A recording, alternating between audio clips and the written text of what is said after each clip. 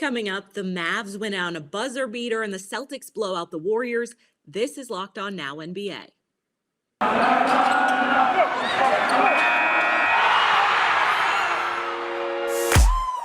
The biggest games, the best performances, expert analysis. You are Locked On Now. Welcome in. You're listening to Locked On Now NBA, local experts on the biggest stories on the hardwood. I'm your host, Kainani Stevens. Thank you for making Locked On Now your first listen every single weekday. We've got a whole bunch of games to go over. Our Locked On NBA hosts are here to recap them for you, but we're going to start out in Brooklyn, where a buzzer beater for the win at the Barclays Center led to a dramatic finish in our biggest game. The biggest game. Spencer Dinwiddie coming up clutch for the second time this week. He hits a clutch shot in the final seconds to help his current team take down his old team. Locked On Mavs recaps a thriller in Brooklyn. The Dallas Mavericks, in Dallas Mavericks fashion, went down and came back after a game-winning shot by this guy, Spencer Dinwiddie. Nick Engstead of the Locked On Mavericks podcast here. And the Dallas Mavericks going into the fourth quarter were down 79-91. It looked like Kevin Durant was just taking over with his passing. And then the Dallas Mavericks were going to go down. They were going to lose this game, a game when the Nets were missing Kyrie Irving, Ben Simmons, Joe Harris, bunch of guys on their team out. The Mavericks were going to squander a win here.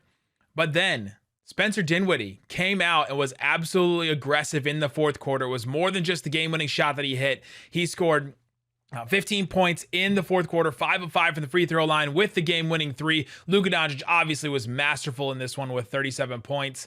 He was just great throughout the game, taking advantage of mismatches all over the place. But it was Spencer Dinwiddie being that second option. The Mavs needed somebody else to pick up the slack on offense and just do something else for him. Spencer Dinwiddie was that guy, 15 points in the fourth quarter. Absolutely great game from him towards the end of this, and he's proven to be an answer to a question the Mavs have had. Who's going to pick up the slack on offense with Kristaps Porzingis out of the team and Luka Doncic can't do it all? That's the answer. We'll talk about it more on tonight's Locked On Mavs.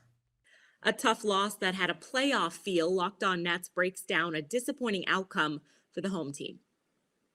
Doug Norrie, Locked On Nets, after Spencer Dinwiddie walks back into Barclays and daggers Brooklyn with a buzzer beater to send the Nets right so close to a 5-game winning streak, but they lose this one at home. No Kyrie Irving, obviously. Looking like the Nets were going to be able to pull it out after Kevin Durant hits a monster three with 10 seconds left to go in a game that was really going back and forth. All the vibes of a playoff affair, but then they walk down the court and Spencer Dinwiddie steps up big to send the Brooklyn Nets back home to their own beds, but still with a loss. Really tough one. Thought the Nets played very, very well in this game. A lot to discuss, like I said, in a game where coaches were making all the adjustments like you would see come playoff time. So you like to see that. You don't love the result. We are going to be talking about this game, Kevin Durant's performance, what they did with Luka Doncic, and of course the Spencer Dinwiddie shot over on Locked On Nets. The Charlotte Hornets won again last night, taking down the Hawks in a game that has postseason implications. Locked On Hornets says there was more than just a win there, though, because Charlotte is hitting a groove right now at the exact right time. And what could be a possible preview of the 9-10 Eastern Conference play-in matchup, the Charlotte Hornets get a huge win against the Atlanta Hawks. I'm Doug Branson from the Locked On Hornets podcast. And the big takeaway for the Hornets is they are getting more confident at the right time. They're getting healthier, and they're banking wins. Now 3 in a row for the Charlotte Hornets. A couple of performances to note in this one. Trae Young for the Atlanta Hawks. The Hornets held him to 3 of 12 shooting from the field, 0 of 6 from 3. Did not hit a 3. Finished with 9 points. It seemed like the Hornets defense really was keyed in on getting the ball out of Trae Young's hands, being physical with him at the point of attack. On the other side of the ball, LaMelo Ball, 7 of 6 from the field, 5 of 10 from 3, hit some deep ones, 22 points, 11 assists, and 8 rebounds. He led the way for the Charlotte Hornets, but in the fourth quarter, it was all about their primary scorer, Terry Rozier, knocking down big three-point shots. Though he did struggle from the field, he's a certified gamer. He plays well in the fourth quarter, and he did so in this one. And then P.J. Washington, role player, glue guy for the Charlotte Hornets, comes up big, 13 points in the fourth quarter. He only had 16 in the game. So they get some clutch performances in a close game, back and forth battle between two similarly talented teams. The Charlotte Hornets, look, I'm not saying they're going to be a threat to win a 7-game playoff series, but I think this game proved that they could possibly win a couple of play-in games. For more on the Charlotte Hornets, make sure you're checking out Locked On Hornets with myself and Walker Mail. Coming up, Donovan Mitchell lights fire just in time to help the Jazz top the Bulls. This is Locked On NBA. This edition of Locked On Now is brought to you by Built Bar, the best tasting protein bars on the market. They're low in sugar, low in fat, low in carb, but high in protein. They've got tons of different flavors, and they're made with 100% real chocolate, so they all taste great. They also have new flavors with protein-infused marshmallow, if you want to check those out as well. And you also get a discount if you head over to Built.com. You can use promo code LOCKED15 to get 15% off your order. You just use promo code LOCKED15 for 15% off your order at Built.com. Welcome back to Locked On Now NBA. I'm Kainani Stevens. Thank you for making Locked On Now your first listen every single weekday. Last night's best performance goes to Donovan Mitchell, who did a little bit of everything, carrying Utah over Chicago. The best performance. Hold up. A combined guard effort carries the Utah Jazz to a 125-110 win over the Chicago Bulls. David Locke of Locked On Jazz with you. With the Mavericks, Nuggets, and Wolves all winning, the Jazz needed this one badly. A 25-point third quarter by Donovan Mitchell, the most points he's ever scored in a quarter in an NBA game, carries the Jazz.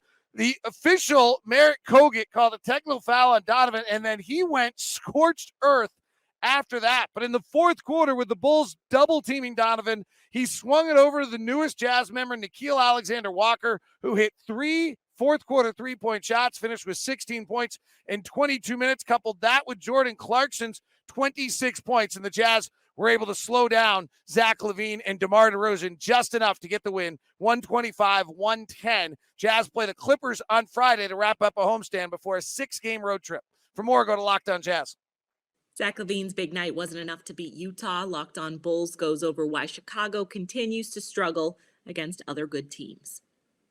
Donovan Mitchell gets a new career high in three-pointers made against the Chicago Bulls tonight. Hey, I'm Hayes, host of Locked On Bulls, and despite a big third quarter from Zach LaVine and an over 30-point game, the Chicago Bulls just did not have enough to get over the hump against the Utah Jazz tonight. The Chicago Bulls continue to struggle against teams with winning records as they head into the playoffs looking for an answer. Now, they do have players like Patrick Williams and Lonzo Ball coming back from injury, but all that was not enough tonight to get over the Utah Jazz. The Bulls just did not have an answer for the Jazz's three-point barrage, in which they made 19 three-pointers in this game. The Utah Jazz end up winning this game 125-110. The Bulls just did not have an answer despite LaVine and DeMar DeRozan's contributions tonight. How do the Bulls continue to rebound? What do they look to do as they face Phoenix on Friday?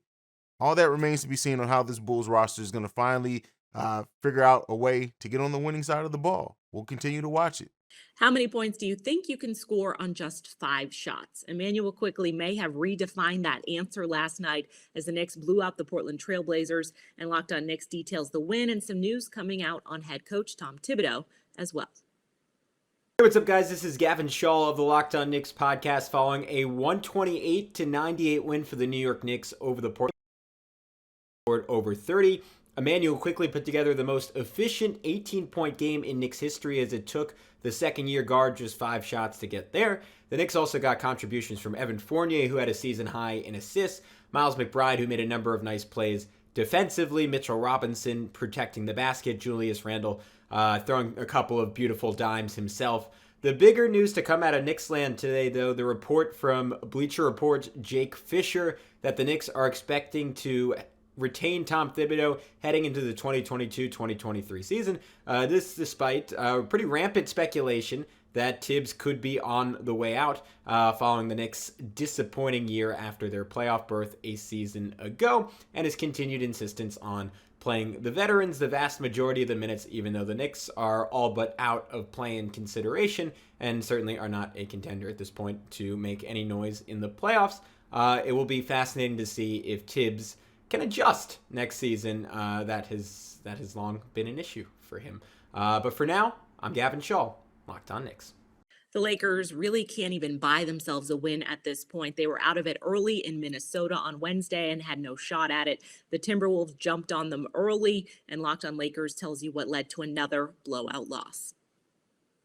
Kamenetsky, co-host of Locked On Lakers podcast, and the Lakers lose 124-104 to the Timberwolves in Minnesota, and it began with another one of their patented brutal starts. They were down 17 after the first quarter, missed all 10 of their three-point attempts, gave up 67 points at the half. Anthony Edwards had 24 of those from Minnesota, but to the Lakers' credit, they exhibited some actual competency to go along with some fight in the third quarter, and during a fourth quarter push, actually got Minnesota's lead down to 4, but that lasted about 19 seconds. Karl Anthony Towns, who had been limited for a lot of this game due to foul trouble, absolutely buried the Lakers down the stretch. And adding to the Lakers' misery, Talen Horton-Tucker, who a few games ago sprained his left ankle. It has been bothering him. He's been playing through discomfort, was not able to finish this game. So as usual, when it rains, it pours for the Lakers. A lot more to get into, so make sure that you're subscribing to the Locked On Lakers YouTube channel and that you're making Locked On Lakers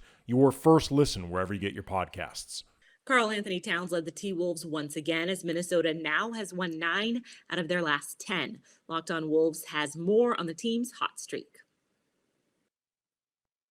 Ben Beacon with Locked On Wolves here. The Timberwolves defeated the Lakers by 20 on Wednesday night.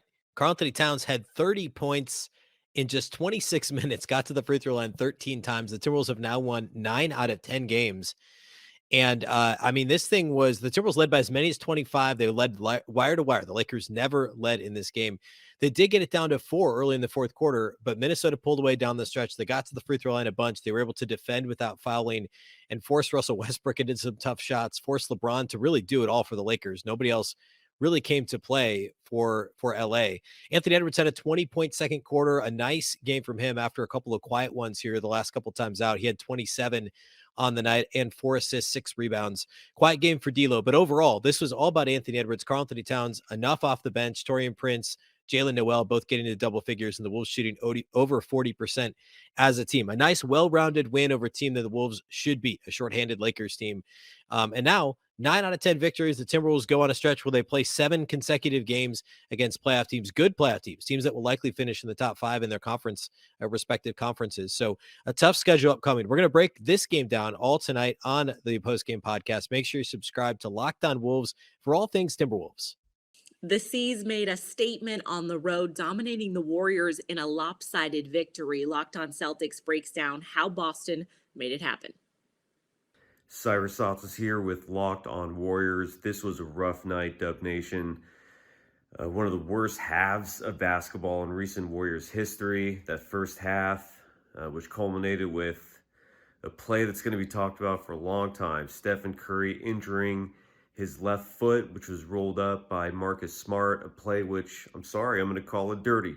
If it was clean, Stephen Curry's foot would not be injured. And a huge reason why, and we're going to break this down a lot more in tomorrow's edition of Locked On Warriors, why I thought it was dirty is because on the very same play, Marcus Smart goes on and karate kicks Klay Thompson in the chest, then flops and acts like he's the injured one.